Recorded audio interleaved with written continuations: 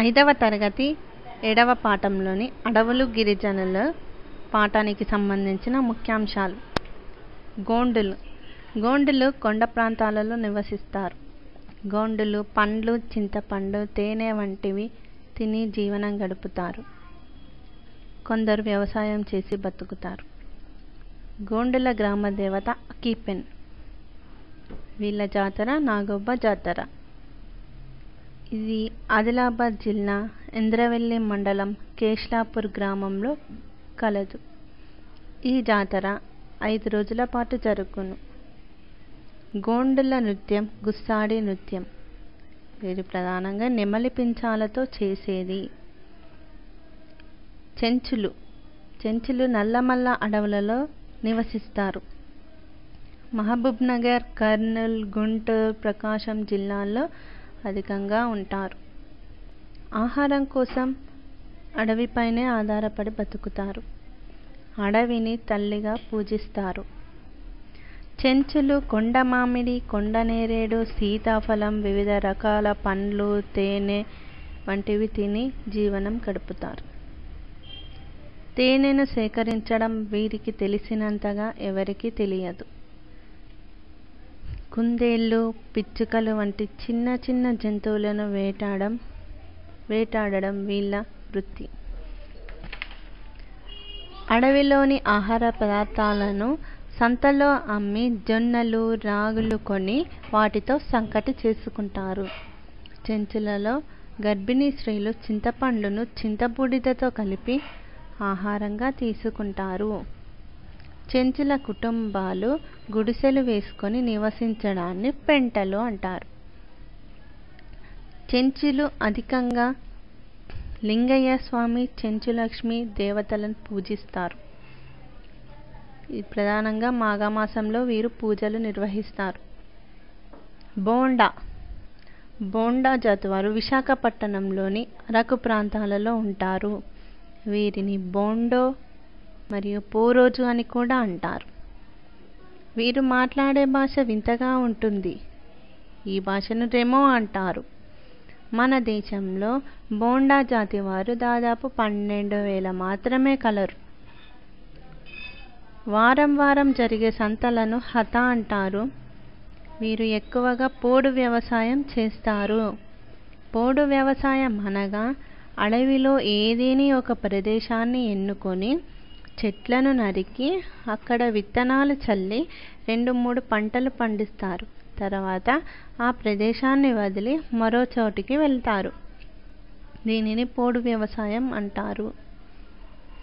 ఆడవాళ్ళు అడవిలో సేకరించిన అటవీ ఉత్పత్తులను ఇతరులకు ఇచ్చి వాటికి బదులు అవసరమైన వస్తువులను తీసుకోవడాన్ని వినిమయ్ ప్రోదా అంటారు. వీరు శరీరాన్ని జనపనారతో చేసిన బట్టతో కప్పుకుంటారు. వస్తువులను ఇచ్చి వస్తువులను తీసుకోవడాన్ని వస్తు మార్పిడి విధానం అంటారు. వెదురు, యూకలిప్టస్, సుబాబుల్ వంటి చెట్ల నుండి కాగితాన్ని తయారు చేస్తారు. బంజారా తెగకు చెందిన గిరిజనులు వరంగల్లో ఉంటారు. అలాగే గోండు, కొలామి ప్రధాన చెందిన గిరిజనులు ఆదిలాబాద్లో, సవర, ఆదివాసీ, ఒరియా, గదలు వంటి తెగ వాళ్ళు శ్రీకాకుళం, విజయనగరం, విశాఖపట్నంలో ఉంటారు. అలాగే తూర్పుగోదావరి, పశ్చిమ గోదావరిలో కోయ తెగ, ఖమ్మంలో కోయతో పాటు కొండరెడ్లు కూడా ఉంటారు. చెట్లను నరికివేయడం వల్ల వాతావరణంలో కార్బన్ డయాక్సైడ్ ఎక్కువగా అవును. అందువల్ల భూమి వేడెక్కుతుంది. దీనినే భూగోళం వేడెక్కడం లేదా గ్లోబల్ వార్మింగ్ అంటారు. దీనివల్ల వర్షాలు తగ్గుతాయి. మన దేశంలో అడవులు 6,92,027 చదరపు కిలోమీటర్లు అనగా 21.05% మన దేశంలో అడవులు కలదు. దీనిలో మధ్యప్రదేశ్లో 77,000 చదరపు కిలోమీటర్లు, మన రాష్ట్రంలో 46,389 చదరపు కిలోమీటర్లు అనగా 16.89%. అలాగే ఖమ్మంలో 43.23% అడవులు కలదు. దీనికి మొదటి స్థానం కలదు. ఇవండి ఈ పాఠంలోని ముఖ్యాంశాలు. అలాగే 8వ పాఠంలోని ముఖ్యాంశాలు. నదీ జీవన విధానం. గోదావరి నది మహారాష్ట్రలోని నాసిక్ జిల్లా త్రయంబకేశ్వర్ వద్ద పశ్చిమ కనుమలలోని బ్రహ్మగిరి కొండలలో ప్రారంభమైంది. ఈ నది సుమారు 1465 కిలోమీటర్లు విస్తరించింది. పులస చేప శాస్త్రీయ నామం హిల్సా ఇలీషా.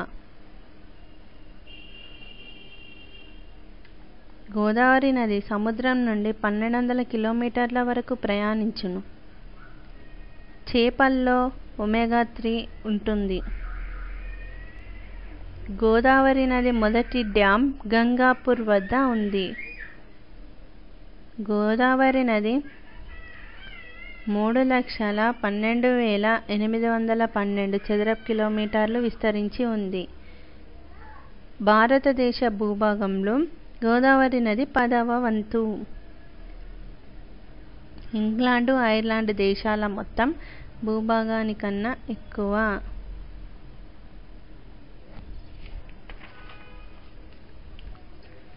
గోదావరి తీరం ఆధ్యాత్మిక కేంద్రంగా, కళలకు నిలయంగా విలసిల్లుతూ ఉంది. నాసిక్ ప్రముఖ కుంభమేళా కేంద్రం. త్రయంబకేశ్వర 12 జ్యోతిర్లింగాలలో ఒకటి. కొయ్య బొమ్మలకు నిలయమైన నిర్మల్ పట్టణం గోదావరి తీరంలోనే ఉంది. రామగుండం థర్మల్ పవర్ స్టేషన్ ద్వారా 2600 మెగావాట్ కరెంటు ఉత్పత్తి అగును. గోదావరి తీరంలో నాందేడ్, ఔరంగాబాద్ పారిశ్రామికంగా ఎంతో అభివృద్ధి చెందాయి. ఇవండి 8వ తరగతిలోనివి. 9వ పాఠం వాతావరణం, గాలి.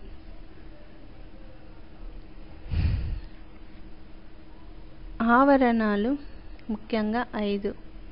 1 ట్రోపో ఆవరణం, 2 స్ట్రాటో ఆవరణం, 3 అయనో ఆవరణం, 4 థర్మో ఆవరణం, 5 ఎక్సో ఆవరణం.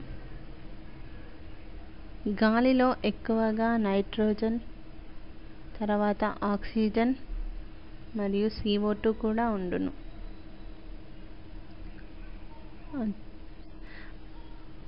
పదవ పాఠం సూర్యుడు, గ్రహాలు.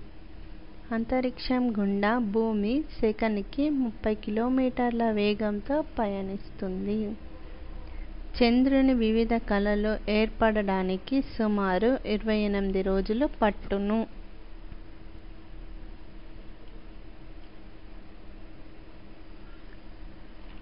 పదకొండవ పాఠం భద్రతా చర్యలు. భూకంపాలను రిక్టర్ స్కేల్తో కొలుస్తారు. 1993లో మహారాష్ట్రలోని లాతూర్లో భూకంపం వచ్చింది. 2001లో గుజరాత్లోని కచ్ ప్రాంతంలో భూకంపం వచ్చింది. వరదలు. మన రాష్ట్రంలో 1977లో దివిసీమ ఉప్పెనలో వరదలు సంభవించాయి. 2009లో కర్నూల్, మహబూబ్నగర్లో వరదలు సంభవించాయి. ఉచిత సేవలను అందించడానికి 104 నంబర్ ఉపయోగపడును. ప్రమాదం జరిగిన మొదటి అవర్ను గోల్డెన్ అవర్ అంటారు. గాలిమంటలు ఎక్కువై ప్రమాదం జరిగితే SDR నియమం పాటించాలి. S అనగా స్టాప్, ఆగండి. D అనగా డ్రాప్, కింద పడిపోండి. R అనగా రోల్, అటు ఇటు దొర్లండి.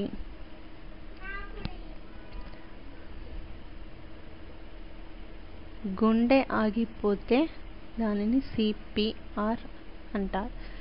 సి కార్డియో గుండె, పి పల్మోనరీ ఊపిరితిత్తులకు, ఆర్ రిసక్రియేషన్ అండ్ రీస్టార్ట్ తిరిగి స్టార్ట్ చేయడం అని అర్థం.